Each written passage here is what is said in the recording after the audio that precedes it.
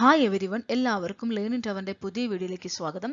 ഇന്ന് നമ്മൾ ഡിസ്കസ് ചെയ്യാൻ പോകുന്നത് പ്രീആമ്പിളിനെ കുറിച്ചാണ്. കഴിഞ്ഞ വീഡിയോയിൽ നമ്മൾ പ്രീആമ്പിളിനെ കുറിച്ച് ഡിസ്കസ് ചെയ്തിട്ടുണ്ടായിരുന്നു. അന്ന് ഡിസ്കസ് ചെയ്യാത്ത പ്രീആമ്പിളിൽ മെൻഷൻ ചെയ്തിരിക്കുന്ന ഇന്ത്യൻ കോൺസ്റ്റിറ്റ്യൂഷന്റെ കീവേഡ്സിനെയാണ് നമ്മളിവിടെ ഇന്ന് ഡിസ്കസ് ചെയ്യുന്നത്. ഈ കീവേഡ്സ് ഇന്ത്യൻ എന്ന് പറയുന്ന സ്റ്റേറ്റിന്റെ നേച്ചറിനെ എക്സ്പ്ലെയിൻ ചെയ്യുന്ന കീവേഡ്സ് ആണ്.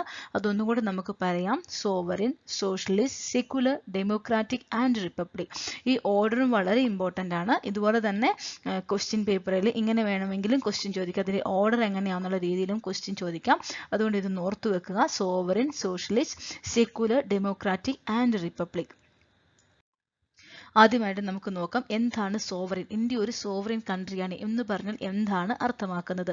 The word sovereign implies that India is neither A dependency nor A dominion of any other nation but an independent state. അപ്പോൾ ഇന്ത്യ എന്ന് പറയുന്ന രാജ്യം ഒരു ഇൻഡിപെൻഡന്റ് സ്റ്റേറ്റ് ആണ്, സ്വതന്ത്രമായ രാജ്യമാണ്. സ്വതന്ത്രമായ രാജ്യം എന്ന് പറയുമ്പോൾ ഇന്ത്യക്ക് ഒരു ഡിസിഷൻ മേക്ക് ചെയ്യണമെങ്കിൽ മറ്റൊരു രാജ്യത്തിന്റെ അതോറിറ്റിയോ മറ്റൊരു രാജ്യത്തിന്റെ ഹെഡിന്റെ പെർമിഷനോ അങ്ങനെയുള്ള ഒരു കാര്യം ഇന്ത്യയെ സംബന്ധിച്ചിടത്തോളം ആവശ്യമില്ല. ഇന്ത്യയുടെ സുപ്രീം പവർ ഇന്ത്യയിലെ ജനങ്ങൾ അല്ലെങ്കിൽ ഇന്ത്യയുടെ ഭരണകർത്താക്കൾ തന്നെയാണ്. അപ്പോൾ അതുകൊണ്ടാണ് there is no authority about and it free to conduct its own affairs. അപ്പോൾ ഇന്ത്യയിലെ ഒരു കാര്യത്തെക്കുറിച്ച് അല്ലെങ്കിൽ ഇതിൻ്റെ എന്തെങ്കിലും ഡിസിഷൻ മേക്ക് ചെയ്യുന്ന ഇന്റേണൽ ആയിട്ടുള്ള കാര്യങ്ങളായിക്കോട്ടെ എക്സ്റ്റേണൽ അഫയേഴ്സ് ആയിക്കോട്ടെ അതിൻ്റെ ഏത് ഡിസിഷനും മേക്ക് ചെയ്യുന്നെങ്കിൽ ഇന്ത്യക്ക് സ്വയമായി തന്നെ ഡിസിഷൻ മേക്ക് ചെയ്യാൻ പറ്റും.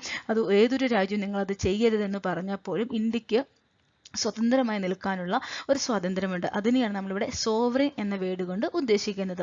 ഓക്കെ, അപ്പോൾ ഇവിടെ അടുത്തതായിട്ട് പറയുന്നത് ഇന്ത്യ എന്ന രാജ്യം നമുക്കറിയാം. കോമൺവെൽത്ത് നേഷൻസിനെ ഇന്ത്യ എന്ന് പറഞ്ഞ രാജ്യം 1949 സ്വാതന്ത്ര്യത്തിന് ശേഷവും കോമൺവെൽത്തിലെ ഇന്ത്യ അതിൻ്റെ മെമ്പർഷിപ്പ് കണ്ടിന്യൂ ചെയ്യുകയും അപ്പോൾ ബ്രിട്ടീഷ് ക്രൗണിനെ ഹെഡായിട്ട് അംഗീകരിക്കുകയും ചെയ്തിട്ടുണ്ട്. അപ്പോൾ നമ്മൾക്ക് ചിന്തിക്കുമ്പോൾ ആലോചിക്കാം, കാരണം ഇന്ത്യ കോമൺവെൽത്ത് കൺട്രീസിൻ്റെ മെമ്പറാണ്.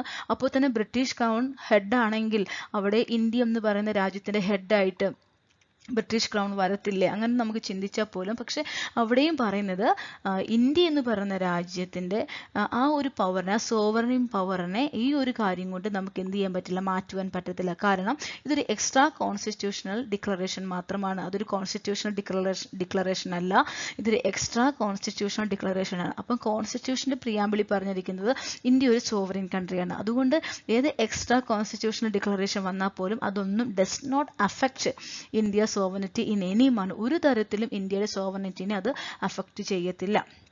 ഓക്കെ, നെക്സ്റ്റ് പറയുന്നത് നമുക്ക് UN ഇന്ത്യ മെമ്പറാണ്. അപ്പോൾ അവിടെ മെമ്പറായി എന്നതും വെച്ച് അതൊന്നും ഇന്ത്യയുടെ പരമാധികാരത്തെ ഒരു വിധത്തിലും ബാധിക്കുന്നില്ല. അതുപോലെ തന്നെ സോവറിൻ സ്റ്റേറ്റ് എന്ന നിലയിൽ ഇന്ത്യക്ക് ഒരു ടെറിട്ടറിനെ അക്യൂർ ചെയ്യാനും ഒരു ടെറിട്ടറിനെ സെഡ് ചെയ്യാനുമുള്ള പവറുണ്ട്. അപ്പോൾ ഇഷ്ടമുള്ള ടെറിട്ടറിനെ എന്ത് ചെയ്യാം, അത് നമുക്ക് എടുക്കാനും അല്ലെങ്കിൽ നമുക്ക് ഏതെങ്കിലും ഒരു ടെറിട്ടറിനെ സീഡ് ചെയ്യണമെങ്കിലും അതിനുള്ള അധികാരം ഇന്ത്യ ഒരു സോവറിൻ രാഷ്ട്രം എന്ന നിലയിലുണ്ട്. അപ്പം ഈ പോയിന്റ്സ് ഒന്നും കൂടി ഓർത്തു വെക്കുക. ഇന്ത്യ എന്ന സോവറിൻ എന്ന വേർഡ് കൊണ്ട് ഉദ്ദേശിക്കുന്നത് ഇന്ത്യ ഒരു ഇൻഡിപെൻഡന്റ് സ്റ്റേറ്റ് ആണ്. ഇന്റേണൽ ആയിക്കൊള്ളട്ടെ എക്സ്റ്റേണൽ ആയിക്കൊള്ളട്ടെ ഡിസിഷൻ മേക്ക് ചെയ്യുന്നതിൽ മറ്റൊരു രാജ്യത്തിന്റെ പെർമിഷനോ മറ്റൊരു രാജ്യത്തിന്റെ അവരുടെ ഡിസിഷൻ മേക്കിങ്ങോ അതൊന്നും ഇന്ത്യ എന്ന് പറഞ്ഞ രാജ്യത്തെ ഡിപ്പെൻഡ് ചെയ്യുന്നില്ല. ഇന്ത്യക്ക് സ്വന്തമായി ഡിസിഷൻ മേക്ക് ചെയ്യാനുള്ള പവർ ഉണ്ട്. അതിനെയാണ് നമ്മൾ സോവറിൻ എന്ന വേർഡ് കൊണ്ട് ഉദ്ദേശിക്കുന്നത്. അടുത്തത് സോഷ്യലിസ്റ്റ്. ഇവിടെ എന്താണ് സോഷ്യലിസ്റ്റ് എന്ന വേർഡ് കൊണ്ട് ഉദ്ദേശിക്കുന്നത്? നമുക്ക് ഓൾറെഡി നമ്മൾ പറഞ്ഞൊരു കാര്യമാണ്.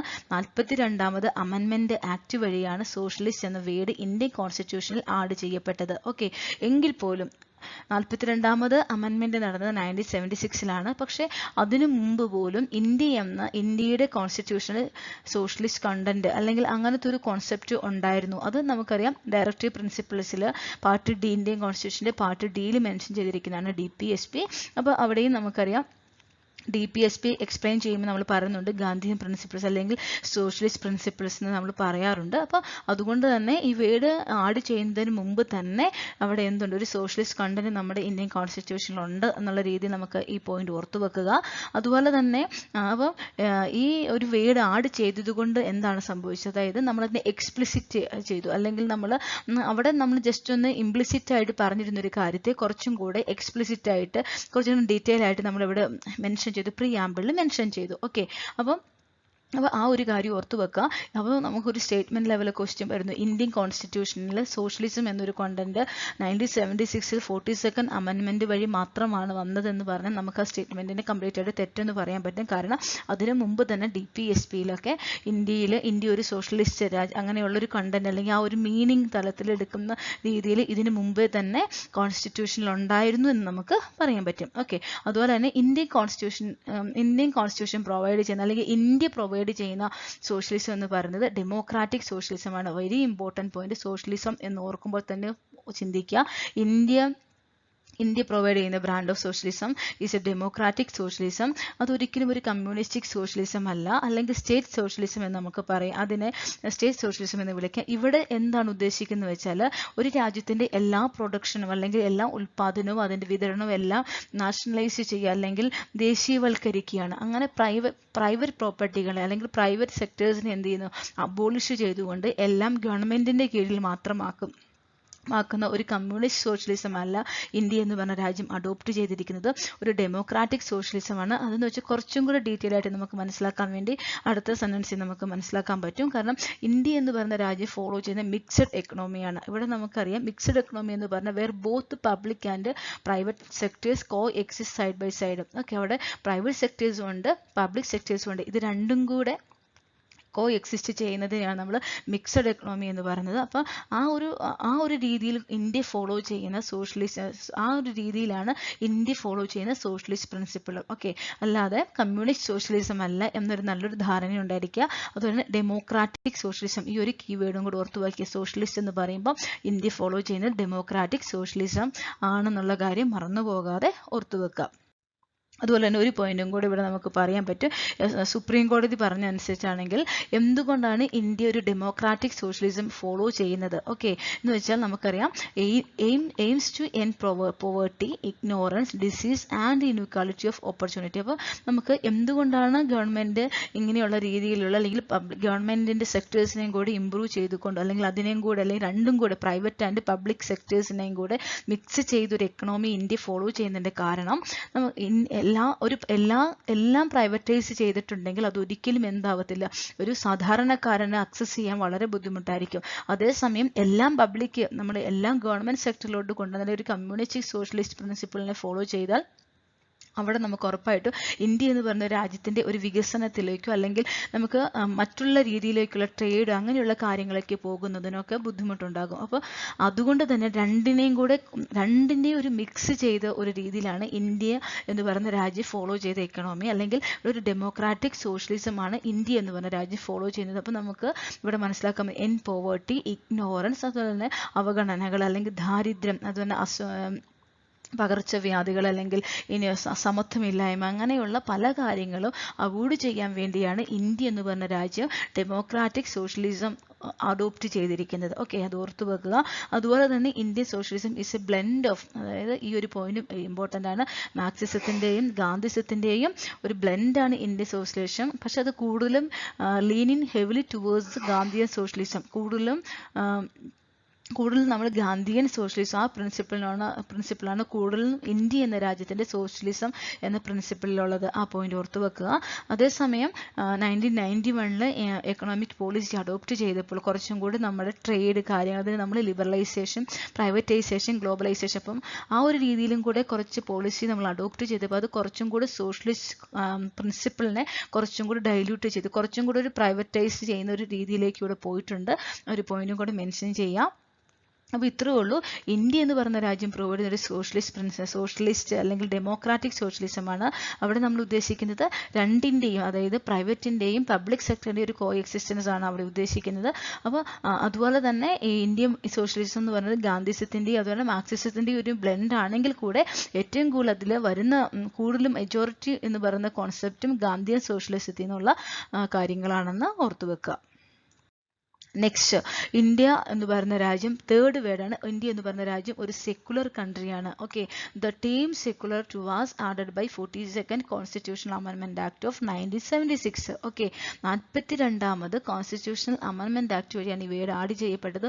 ഓൾറെഡി നമ്മൾ പഠിച്ചു കഴിഞ്ഞൊരു കാര്യമാണ്.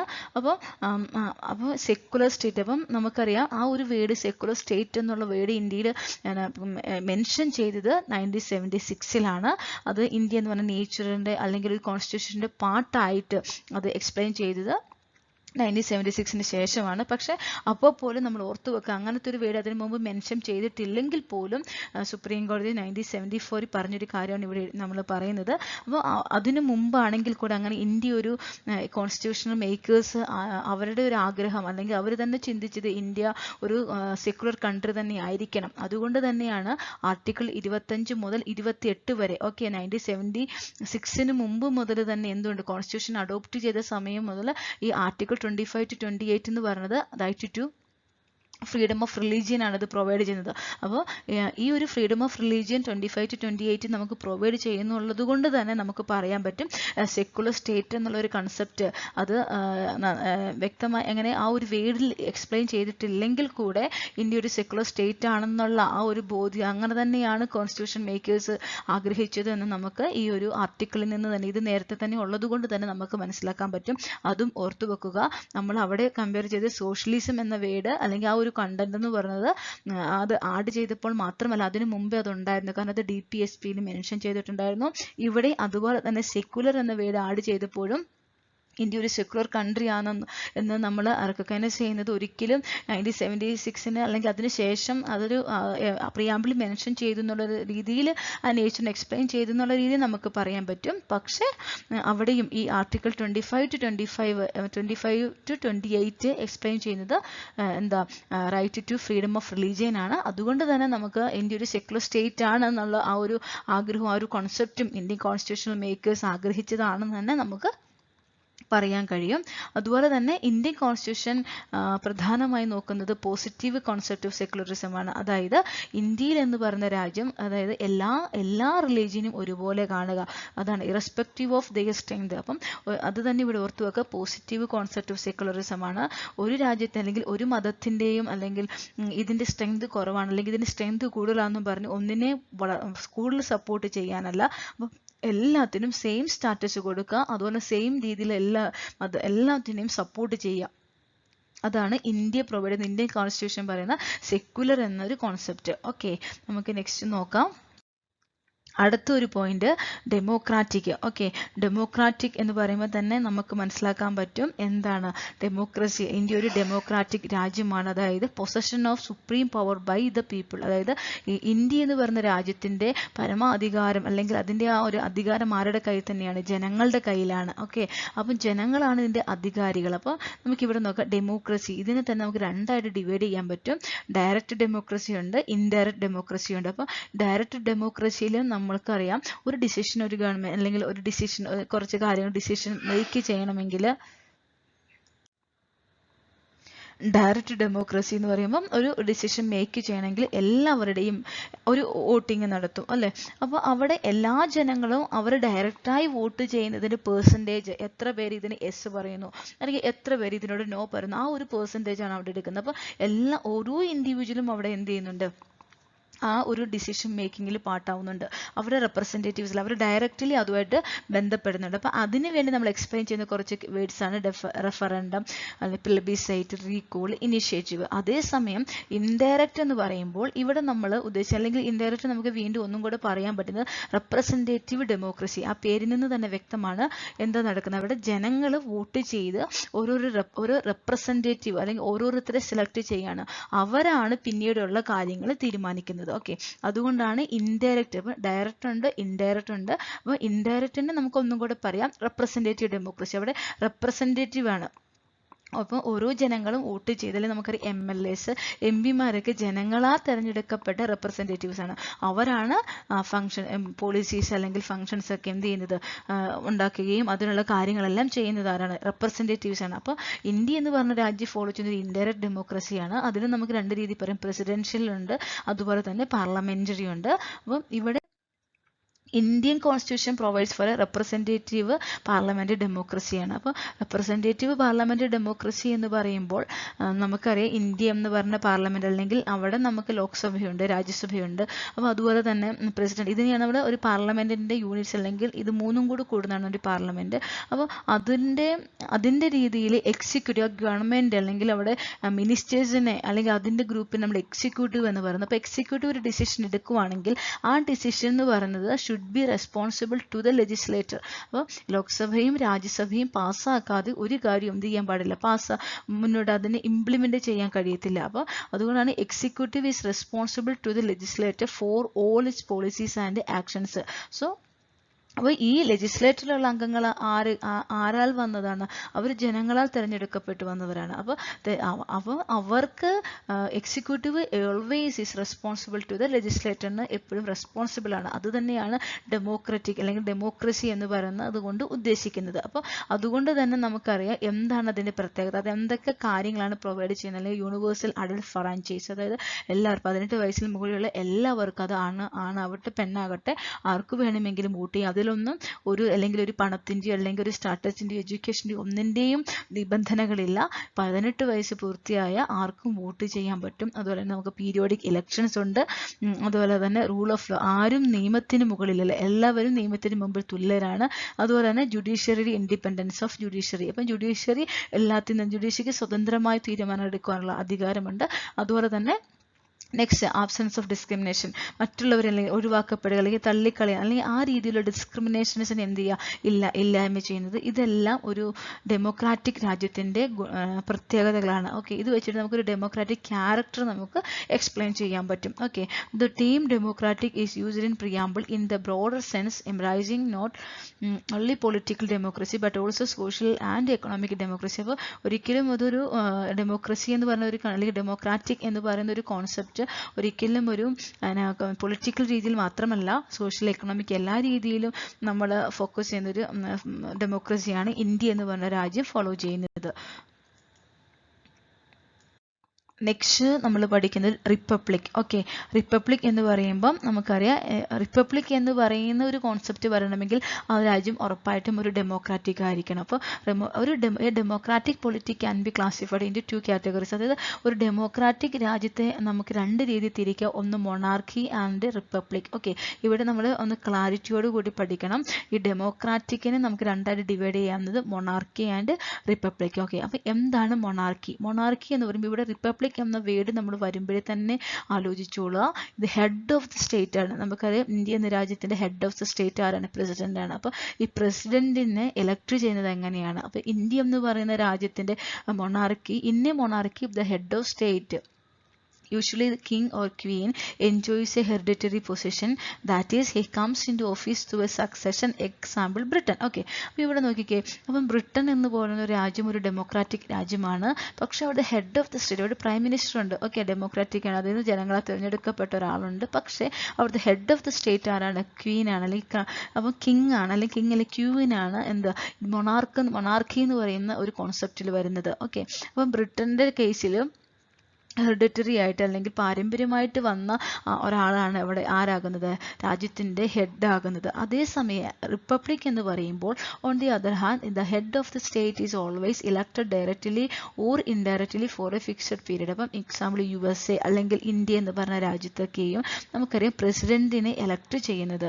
പ്രസിഡന്റിനെ ഒരിക്കലും ഒരാൾ ഒരു പാരമ്പര്യമായിട്ട് അല്ലെങ്കിൽ കുടുംബപരമായി വന്ന ഒരാളല്ല ഒരിക്കലും ഇന്ത്യ എന്ന് പറയുന്ന രാജ്യത്തിന്റെ ഹെഡ്, അല്ലെങ്കിൽ അമേരിക്ക പോലുള്ള രാജ്യത്തിന്റെ ഹെഡും ഒരിക്കലും അങ്ങനെയല്ല, ഇലക്റ്റഡ് വൺ ആണ്. ആ ഒരു വേർഡ് ഓർത്ത് വെക്കുക. റിപ്പബ്ലിക് എന്ന് പറയുമ്പോൾ അവിടെ നമ്മൾ ഓർത്തിരിക്കേണ്ട ഒരു പോയിന്റ് ഇത്രേ ഉള്ളൂ, head of the state should be elected one. Okay, head of the state ആരായിരിക്കണം? ഇലക്ട് ചെയ്യപ്പെട്ട ആളായിരിക്കണം. ഓക്കെ, അത് വളരെ ഇമ്പോർട്ടൻ്റ് ആയ പോയിന്റ് ആണ്. Therefore the term republic in our preamble indicates that India has an elected head is called president. Okay, അപ്പം ഇന്ത്യയുടെ head എന്ന് പറയുന്ന ആരാണ്? പ്രസിഡന്റ് ആണ്. അപ്പം നമ്മൾ ഇവിടെ ഒരു പോയിന്റും കൂടെ ജസ്റ്റ് ഒന്ന് ഞാൻ ഓർക്കാൻ വേണ്ടി പറയാണ്. പ്രസിഡന്റ് ഇലക്റ്റഡ് വൺ ആണെങ്കിൽ ഈ പ്രസിഡന്റിന്റെ ഇലക്ട് ചെയ്യണമെങ്കിൽ ആരൊക്കെയാണ് അതിൽ പാർട്ടാകുന്നത്? നമുക്കൊരു എപ്പോഴും സംശയം വരുന്ന ഒരു ക്വസ്റ്റ്യൻ ആണ്. IAS പോലുള്ള എക്സാമിൽ അല്ലെങ്കിൽ UPSCക്കൊക്കെ നമുക്ക് അങ്ങനെ വരാം. ഇപ്പം പ്രസിഡന്റ് ഇലക്ടഡ് വൺ ആയതുകൊണ്ട് തന്നെ ലോക്സഭയിലായാലും രാജ്യസഭയിലായാലും സ്റ്റേറ്റിൻ്റെ ലെജിസ്ലേറ്റീവ് അസംബ്ലി ആയിക്കൊള്ളട്ടെ,